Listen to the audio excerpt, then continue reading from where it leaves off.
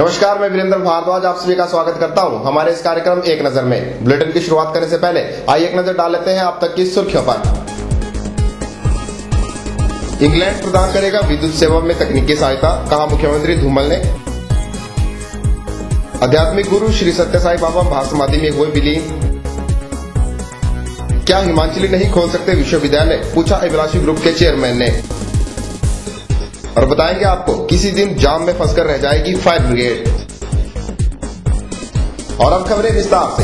हिमाचल प्रदेश में उपलब्ध चिन्हित समुचित जल विद्युत क्षमता के निष्पादन के लिए इंग्लैंड का अंतर्राष्ट्रीय जल विद्युत संघ स्वेच्छा से अपनी तकनीकी विशेषज्ञता प्रदान करेगा। यह जानकारी मुख्यमंत्री प्रोफेसर प्रेम कुमार धूमल ने बुधवार को शिमला में इंग्लैंड के अंतर्राष्ट्रीय जल विद्युत संघ के अध्यक्ष डॉक्टर रफात अब्दुल मलिक के नेतृत्व में उच्च स्तरीय प्रतिनिधिमंडल के साथ बैठक में दी।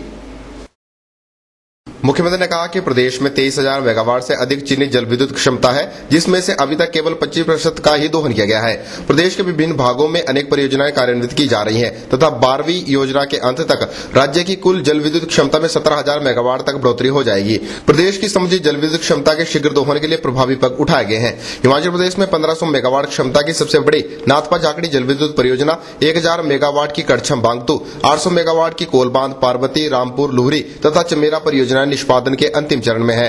राज्य शेष जल विद्युत क्षमता के तीव्र दोहन के लिए न केवल अंतर्राष्ट्रीय जल विद्युत संघ के सहयोग से एवं विशेषज्ञता का स्वागत करेगी, बल्कि राज्य में और परियोजनाओं के निर्माण की संभावनाओं का पता लगाएगी, जिससे उपलब्ध जल विद्युत क्षमता का व्यापक उपयोग सुनिश्चित बनाया जा सके। प्रोफेसर धूमल ने कहा कि राज्य में जल विद्युत परियोजना के आवंटन के तरीके में पारदर्शिता को अपनाया गया है। 2 मेगावाट क्षमता तक की मिनी एवं माइक्रो परियोजनाएं पूरी तरह युवा हिमाचली उद्यमियों के लिए आरक्षित है तथा उन्हें 5 मेगावाट क्षमता तक की परियोजनाओं में प्राथमिकता दी जा रही है, जबकि 5 मेगावाट से अधिक क्षमता की परियोजनाओं को खुली अंतर्राष्ट्रीय निविदाओं के लिए विज्ञापित किया गया है। कोई भी उद्यमी अथवा विश्व के किसी भी भाग से कोई भी कंपनी राज्य में किसी भी परियोजना के लिए निविदा कर सकती है, जिसका स्वागत किया जाएगा। अंतर्राष्ट्रीय जल विद्युत उत्पादन कंपनियों द्वारा राज्य में बड़ी परियोजनाओं के निष्पादन का हिमाचल प्रदेश स्वागत करेगा, ताकि उपलब्ध जल विद्युत क्षमता का समुचित उपयोग हो सके। प्रदेश सरकार ऐसे उद्यमियों को हर संभव सहायता भी उपलब्ध करवाएगा जो न्यूनतम समयावधि में परियोजनाओं को पूरा कर सकते हैं। राज्य स्वच्छ एवं हरित ऊर्जा का निष्पादन कर देश में ऊर्जा राज्य बनने की ओर अग्रसर है। उन्होंने कहा कि वैकल्पिक ऊर्जा स्रोतों को भी चिन्हित किया जा रहा है ताकि जल विद्युत क्षेत्र में सहयोग मिल सके। ब्यूरो रिपोर्ट के चैनल। विश्व विख्यात आध्यात्मिक गुरु श्री सत्य साई बाबा बुधवार को पूरे राजकीय सम्मान और वैदिक मंत्रोच्चारण के साथ आंध्र प्रदेश राज्य के पुट्टापर्थी में स्थित उनके प्रशांति निलयम आश्रम के कुलवंत हॉल में महासमाधि में विलीन हो गए। बाबा के महासमाधि में विलीन होने के बाद मंडी स्थित उनके भक्तों ने हॉस्पिटल में जाकर मरीजों को फल बांटे।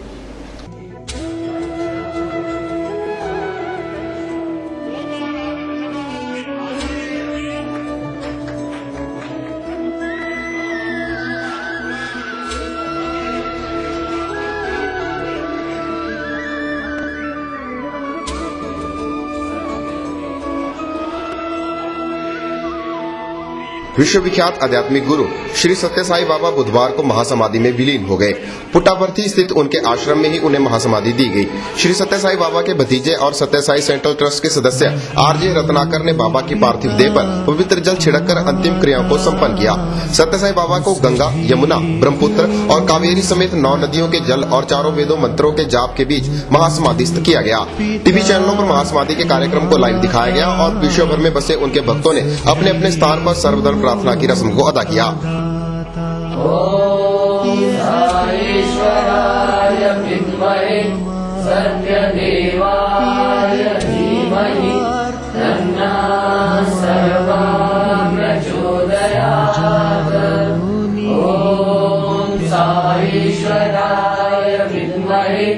सत्यदेवाय धीमहि तन्नः सर्वा प्रचोदयात्। ॐ साईश्वराय विद्महे सत्यदेवाय धीमहि। श्री सत्य साई सेवा समिति की मंडी इकाई ने बाबा के महासमाधि लेने के बाद जोनल हॉस्पिटल में जाकर मरीजों को फल आदि वितरित किए।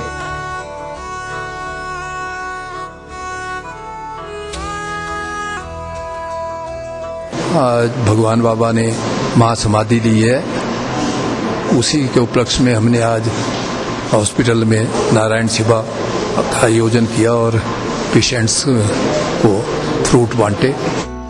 विदित है कि श्री सत्य साई बाबा का गत 24 अप्रैल की सुबह को पुट्टापर्थी में लंबी बीमारी के बाद देहावसान हो गया था। 3 दिनों तक बाबा की देह को दर्शनों के लिए पुट्टापर्थी में रखा गया था, जहां देश विदेश से आए लाखों भक्तों ने बाबा के अंतिम दर्शन किए। अब बाबा हमेशा हमेशा के लिए महासमाधि में विलीन हो गए हैं। भक्तों के दर्शनों से सब सो गए। ब्यूरो रिपोर्ट के चैनल मंडी। और अब एक सवाल, क्या हिमाचल प्रदेश के लोग विश्वविद्यालय नहीं चला सकते? यह सवाल उठ खड़ा हुआ वर्तमान राज्य सरकार के खिलाफ, और सवाल उठाया है अभिलाषी ग्रुप ऑफ इंस्टीट्यूट ने। अभिलाषी ग्रुप ऑफ इंस्टीट्यूट मंडी में विश्वविद्यालय खोलना चाहता है और इसके लिए सारी फॉर्मेलिटीज भी पूरी कर चुका है, लेकिन सरकार अनुमति देने से कतरा रही है। मंडी में पत्रकारों से रूबरू हुए अभिलाषी ग्रुप ऑफ इंस्टीट्यूट के चेयरमैन डॉक्टर आर के अभिलाषी ने मंडी जिला में अपने ग्रुप की तरफ से खोली जाने वाली यूनिवर्सिटी की तमाम जानकारी मुहैया कराई। गौर है कि अभिलाषी group of institute Himachal Pradesh में शिक्षा जगत का काफी बड़ा ग्रुप है, जो विभिन्न क्षेत्रों में शिक्षाएं मुहैया करा रहा है। पिछले 2 वर्षों से अभिलाषी ग्रुप मंडी जिला में यूनिवर्सिटी खोलने की प्रक्रिया से जूझता जा रहा है। ग्रुप के पास अपनी जमीन है और उस पर निर्माण कार्य को भी शुरू कर दिया गया है, लेकिन राज्य सरकार के पास अनुमति के लिए गई फाइल पर सरकारी सहमति नहीं बन पा रही है।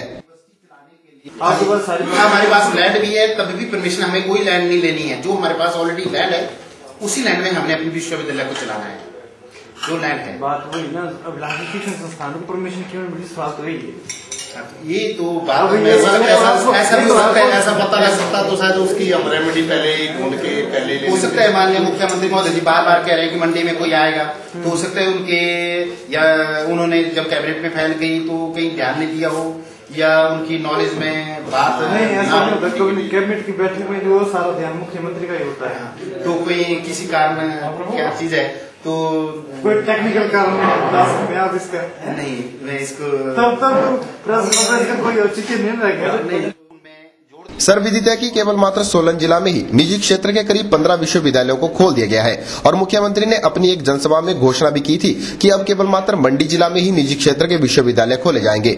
इस खबर को पढ़ते ही अभिलाषी ग्रुप में भी आशा की एक किरण जगी, लेकिन सरकार के पास पहुंची विश्वविद्यालय की फाइल पर पिछले 2 वर्षों से अनुमति ही प्रदान नहीं की जा सकी है। अब अभिलाषी ग्रुप ने भी 2 टूक शब्दों में कह दिया है कि अगर सरकार किसी हिमाचली को विश्वविद्यालय खोलने की अनुमति नहीं देना चाहती है तो कम से कम इनकार ही कर दे, ताकि मामला एक तरफ तो हो जाए। हमने आरटीआई से किया, इन्फॉर्मेशन ली थी हमने। हाँ जी, हाँ जी। क्या लिखा उसमें, क्या जवाब आया? हमारी तो जो रिकमेंडेशन हमारी ये थी, जो हमारे से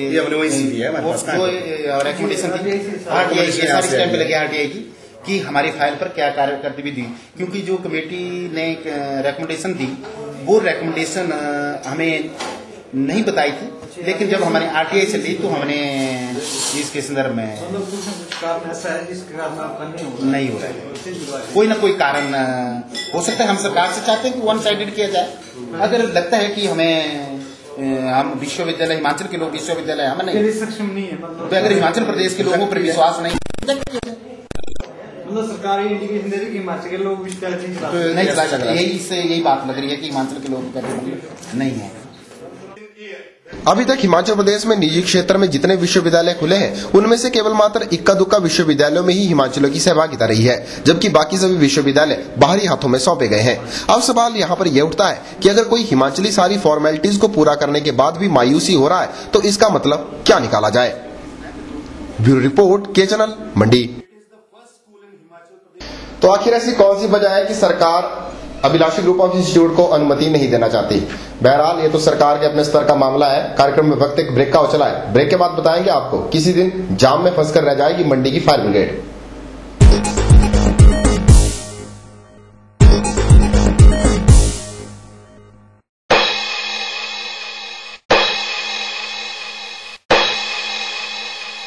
क्या आप गुदा में जलन, खून आना, दर्द रहना, खुजली होना की शिकायत से परेशान हैं? ध्यान रहे, यह बवासीर हो सकती है। नकलबाजियों से सावधान रहें और केवल डिग्री होल्डर व अनुभवी डॉक्टर से ही इलाज करवाएं। पिछले 30 सालों से अनुभवी डॉक्टर JS फोगात से मिले और बवासीर खूनी हो या बादी, केवल एक ही टीके में गारंटी के साथ खत्म।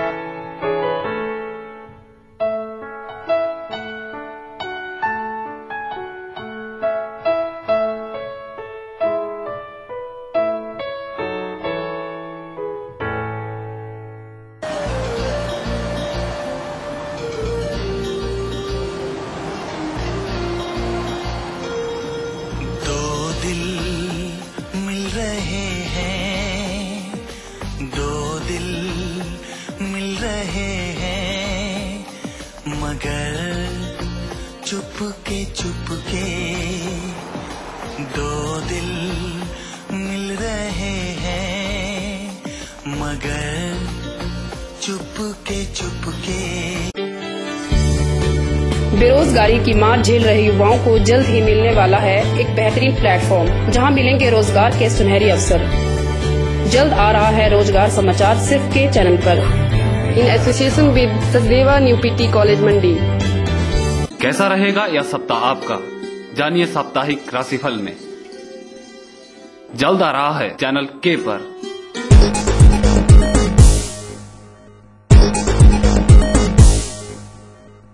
रोगी कल्याण समिति मंडी ने वर्ष 2010-2011 में 1,17,11,586 रुपयों को विभिन्न कार्यों पर खर्च किया है और वर्ष 2011-12 में 2,69,62,200 रुपयों को खर्च करने का लक्ष्य निर्धारित किया गया है। यह जानकारी सीएमओ मंडी डॉक्टर एबी गुप्ता ने मंडी में आयोजित रोगी कल्याण समिति की गवर्निंग काउंसिल की बैठक के उपरांत दी। बुधवार को मंडी स्थित जोनल हॉस्पिटल के सभागार में मंडी जिला रोगी कल्याण समिति की गवर्निंग काउंसिल की बैठक का आयोजन किया गया, जिसकी अध्यक्षता उपायुक्त मंडी डॉक्टर अमनदीप गर्ग ने की। बैठक में वित्त वर्ष 2010-11 में समिति द्वारा किए गए खर्च का ब्यौरा सभी के समक्ष रखा गया। बैठक उपरांत जानकारी देते हुए सीएमओ मंडी डॉक्टर अजय भानु गुप्ता ने बताया कि वर्ष 2010-2011 में RKS द्वारा विभिन्न माध्यमों से 1,20,92,064 रुपयों की धनराशि को एकत्रित किया गया, जिसमें से 1,17,11,586 रुपयों की धनराशि को विभिन्न कार्यक्रमों के तहत खर्च किया गया।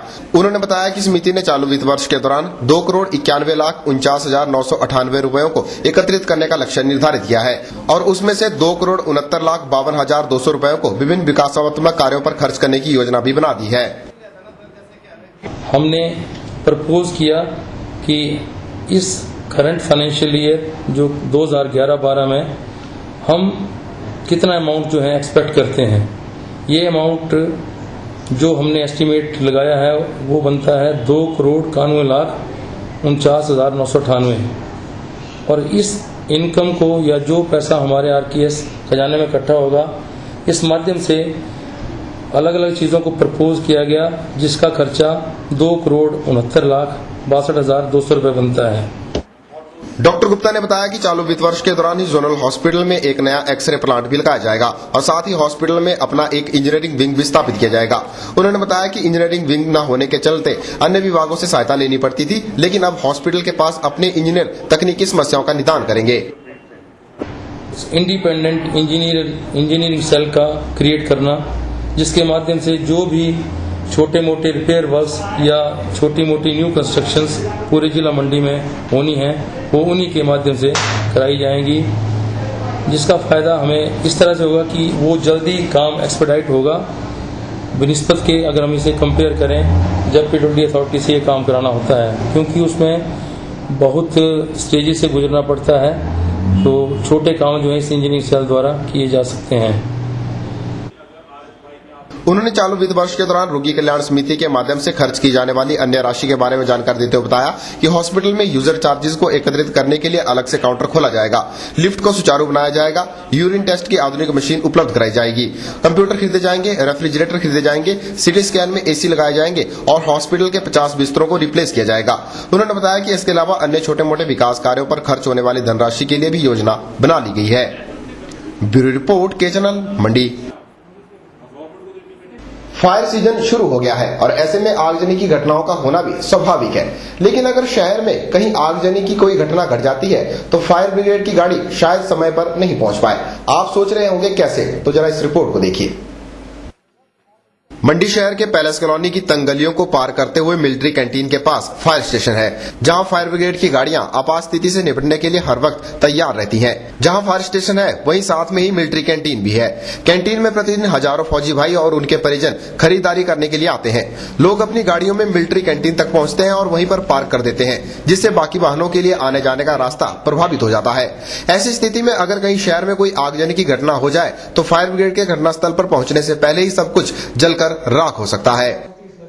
हिमाचल फायर सर्विस एक एसेंशियल सर्विस है, तो एक एसेंशियल सर्विस होने के नाते से यहाँ पर बहुत मुसीबतों का सामना करना पड़ता है, क्योंकि जब हम आपात स्थिति में किसी भी अग्नि दुर्घटना या रेस्क्यू में जाना पड़ता है तो यहाँ पर दूसरी गाड़ियों का पार्किंग प्लेस बना होता है, जिसमें जो है हमारे जाने में जो है असुविधा दिक्कत आती है। ट्रैफिक का जाम रहता है हर सुबह रोड पर, गाड़ी निकालना बहुत मुश्किल होता है। और इस टाइम भी आप देख रहे हैं, और इसमें भी आप देख रहे हैं कि कितना जाम लगा हुआ है। हाँ जी। और ये असुविधा रहती है कि फायर की गाड़ी निकालनी होती है। ये रास्ता क्लियर नहीं मिलता, वहाँ क्लियर नहीं मिलता और आने जाने में किस बड़ी असुविधा होती है। बड़ी असुविधा। हाँ जी। हालांकि 11 अगस्त 1987 की नोटिफिकेशन के अनुसार कैंटीन के कैंपस में अधिकृत वाहनों के सिवाय अन्य वाहनों का प्रवेश वर्जित है, लेकिन कोई भी बुद्धिजीवी इसे मानने को तैयार ही नहीं है। जिला सैनिक कल्याण विभाग द्वारा इस मुद्दे को कई मरतबा प्रशासन के समक्ष उठाया गया, लेकिन कोई भी स्थायी समाधान नहीं हो पाया है। पहले यहाँ पर पुलिस के एक कर्मी को तैनात किया गया था, लेकिन बाद में उसे क्यों हटाया गया, इसका किसी के पास कोई जवाब नहीं। दिसंबर महीने में दोबारा सुपरिटेंडेंट ऑफ पुलिस से इस समस्या का हल करने के लिए कहा गया, तो मैं एसपी साहब से भी बार बार इस चीज का रिक्वेस्ट की है और कि यहाँ पर आदमी डिटेल किया जाए कोई। तो एसपी साहब की चिट्ठी के मुताबिक जो हमें 17 फरवरी को मिली थी, उन्होंने एक यहाँ पर ट्रैफिक कंट्रोल के लिए जो इनका ट्रैफिक इंचार्ज है उसको लिखा था, उनका 1-2 बार नुमाइंदा आया, लेकिन उसके बाद कोई नुमाइंदा यहाँ पर नहीं आता है। सबसे बड़ी समस्या यह है कि कोई भी अनटुवर्ड एक्सीडेंट अगर हो जाता है शहर के बीच में, आजकल अगर आग लग जाए तो फायर फाइटिंग वालों की गाड़ी निकलना तो दूर भर, उनका आदमी बाहर नहीं जा सकता, इतनी भारी समस्या है। मुख्य मार्ग से कैंटीन और फायर स्टेशन तक जाने वाले लिंक रोड पर इतनी गाड़ियां खड़ी होती हैं कि पैदल चलने वालों को भी जगह नहीं मिल पाती। हालांकि फायर स्टेशन को भ्यूली स्थानांतरित किया जा रहा है, लेकिन होगा कब तक, इस बारे में कुछ भी नहीं कहा जा सकता। लेकिन इतना जरूर कहा जा सकता है कि यदि समय रहते इस तरफ ध्यान नहीं दिया गया तो किसी दिन आपातकालीन सेवा जाम में फंसकर रह जाएगी। ब्यूरो रिपोर्ट, के चैनल, मंडी। इसी के साथ कार्यक्रम में वक्त एक ब्रेक का हो चला है। ब्रेक के बाद बताएंगे आपको डलहौजी में जारी है तिब्बतियों की भूख हड़ताल।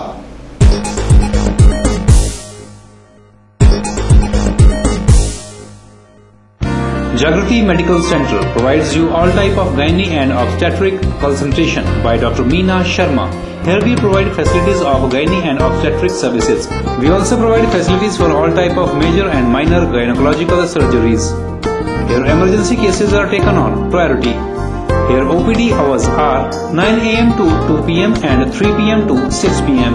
Dr. Manjul Kumar will also provide medical consultation at Jagrati Medical Center. Also contact Dr. Manjul for upper GI endoscopy, echocardiography, bronchoscopy and lung functions test. Facilities for general surgery, pediatric consultation and anesthesia also available. Institutional expenditure is reimbursable for gynae and obstetric services for HP government employees. So do have benefits now at Jagrati Medical Center near Government Middle School, NH21, Purani Mandi, Mandi, Himachal Pradesh.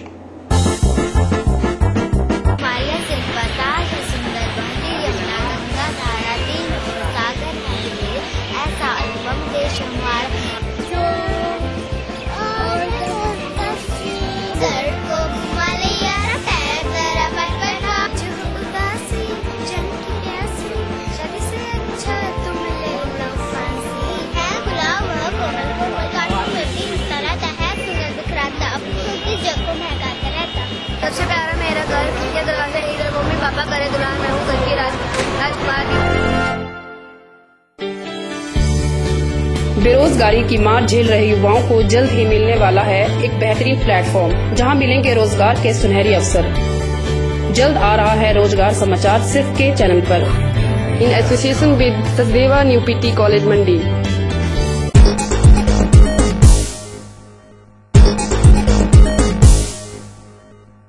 Dalhousie में तिब्बतियों ने चीनी सरकार के खिलाफ शुरू की अपनी भूख हड़ताल को दूसरे दिन भी जारी रखा।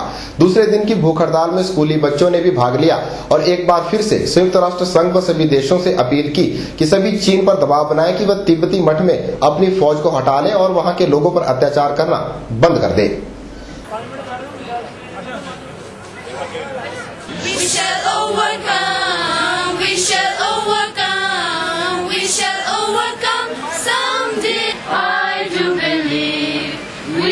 Overcome someday. Tibet will be free one day.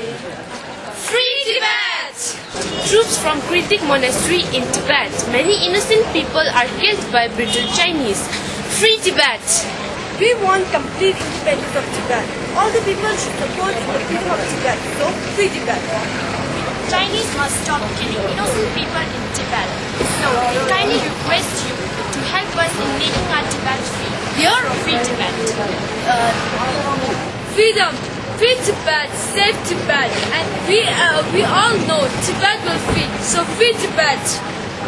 हम होंगे कामयाब, हम होंगे कामयाब, हम होंगे कामयाब एक दिन।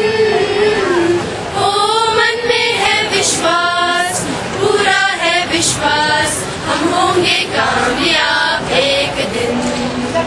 होगी शांति चारों ओर, होगी शांति चारों ओर, होगी शांति चारों ओर एक दिन। ओ मन में है विश्वास, पूरा है विश्वास, होगी शांति चारों ओर एक दिन। प्रीति मत में हो रहे अत्याचार की वजह से मैं आप सबसे यह अपील करना चाहती हूँ कि चीनी लोगों को रोकने के लिए आप सब हमारा साथ दें। इसलिए मैं आप सबसे अंत में ये कहना चाहती हूँ कि आप हमारा साथ दें तिब्बत को आजाद कराने के लिए। इसी के साथ हमारा एक नजर कार्यक्रम यहीं पर संपन्न होता है। जाने से पहले एक नजर कार्यक्रम के दर्शकों के लिए जानकारी, प्रदेश भर से जुड़ी हुई खबरें देखें अब दुनिया के किसी भी कोने में। के चैनल को लाइव देखने के लिए लॉग ऑन करें kchannel.in और जुड़े रहिए के चैनल के साथ कभी भी कहीं भी। अधिक जानकारी के लिए हमारे कार्यालय में संपर्क करें। ताजा जानकारी के लिए देखते रहिए अपने पसंदीदा के चैनल को। वीरेंद्र भारद्वाज को दीजिए इजाजत। नमस्कार।